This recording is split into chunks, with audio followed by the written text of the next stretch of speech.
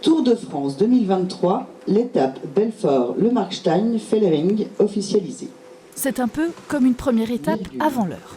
La dictée du Tour de France, c'est l'épreuve d'orthographe qui annonce que les cyclistes passeront cette année dans la commune.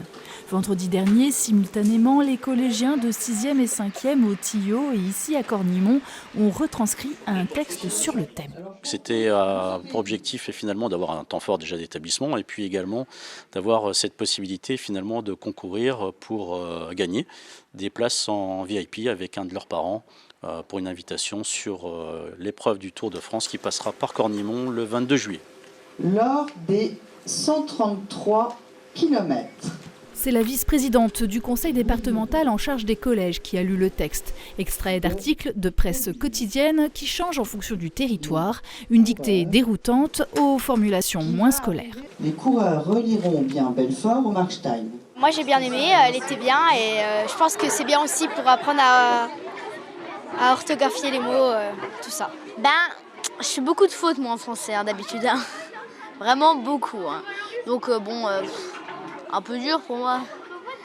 Il y avait des difficultés dans ce texte pour le comprendre même ?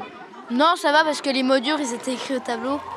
Une chance effectivement, car en cette 20e journée du Tour, les sportifs partiront de Belfort pour atteindre le Markstein en passant par la Schlourte et le col du Platzer Wasel. Une course populaire que beaucoup apprécient. D'accord, donc ça fait quand même un nombre très conséquent parmi vous qui ont assisté à ce Tour de France 2022. J'aime bien le vélo, mais j'ai pas trop le temps de le suivre. Donc je le regardais les mercredis quand j'avais le temps par exemple. Et là, si le Tour de France passe à Cornimont, tu iras ? Oui, je pense. Des fois je regarde à la télé dès que je peux. Qu'est-ce qui te plaît dans cette compétition ?